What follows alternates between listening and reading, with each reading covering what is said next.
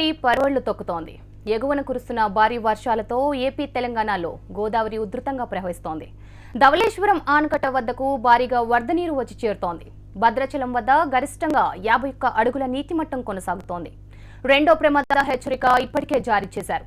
Dhavaleswaram barrage 175 గేట్లు ఎత్తి దిగువకు నీటిని వదులుతున్నారు. ఆనకట్టలోని ధవళేశ్వరం, ర్యాలీ, మద్దూరు, విజయేశ్వరంలో గేట్లన్నింటినీ ఎత్తివేశారు. సముద్రంలోకి దాదాపు 7,49,613 క్యూసెక్కులకు పైగా వరద ప్రవాహాన్ని విడిచిపెట్టారు.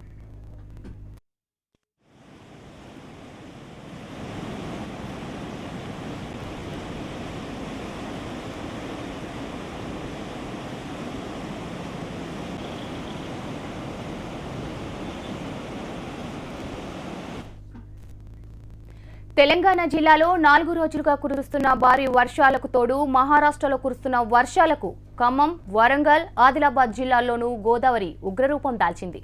కాళేశ్వరం దిగువన కరీంనగర్ జిల్లాలోని మహదేవ్పూర్, మహాముత్తారం మండలాల పరిధిలోని పెద్దంపేట, పంకెన, కుదరపల్లి, లంకెల గడ్డల వాగులు ఉధృతంగా ప్రవహిస్తుండటంతో నీరంతా గోదావరిలోకి చేరుతోంది.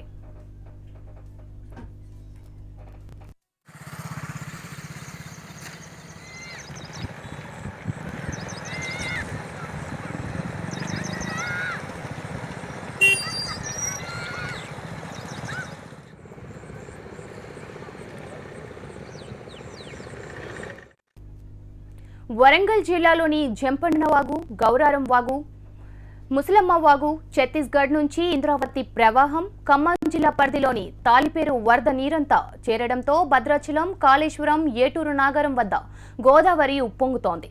ఆదిలాబాద్, మహారాష్ట్ర సరిహద్దులో ఉన్న పెన్గంగా, ప్రాణహితలు పరవళ్లు తొక్కుతున్నాయి. ఖమ్మం జిల్లాలో భద్రాచలం జీవనది ఉప్పొంగి ప్రవహిస్తుండటంతో రెండో ప్రమాద హెచ్చరిక జారీ చేశారు.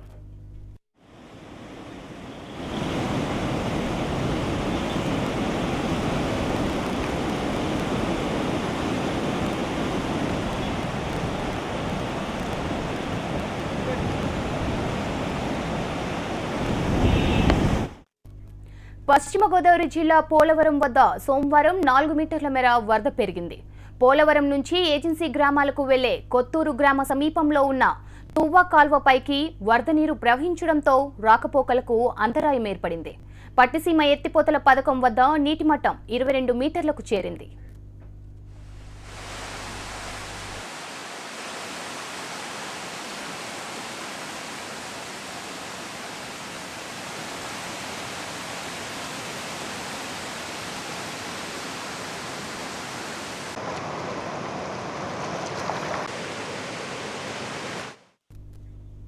గోదావరి నది వరద పరిస్థితిపై ఆంధ్రప్రదేశ్ ముఖ్యమంత్రి చంద్రబాబు నాయుడు రష్యా నుంచి సమీక్షించారు. అధికార యంత్రాంగం పూర్తి అప్రమత్తంగా ఉండాలని ఆదేశించారు చంద్రబాబు.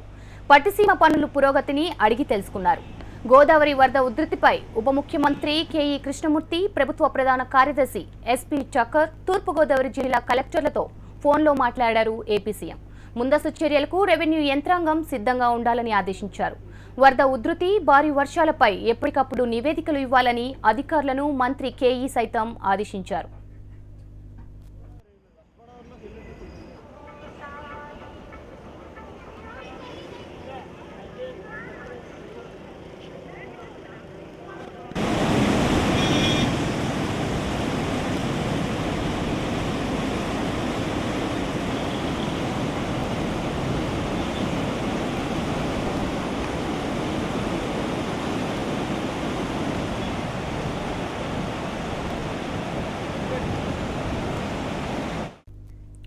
ఎడతెరిపి లేకుండా కురుస్తున్న వర్షాలకు ధర్మపురి మండలం రాయపట్నం దగ్గర గోదావరి ఉధృతంగా ప్రవహిస్తోంది. దీంతో ఆదిలాబాద్, కరీంనగర్ జిల్లాల మధ్య రాకపోకలు నిలిచిపోయాయి.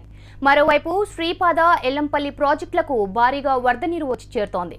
వెంటనే అప్రమత్తమైన అధికారులు చుట్టుపక్కల గ్రామాల ప్రజలను తరలించేందుకు చర్యలు చేపట్టారు. చేగ్యం, ఉండేడ, కోటిలింగాల, ముకుట్రావుపేట, చందనాపూర్, కొండపల్లి, పడతనపల్లి, కర్ణమామిడి, రాపల్లి గ్రామాల ప్రజలు సురక్షిత ప్రాంతాలకు వెళ్లాలని అధికారులు సూచించారు.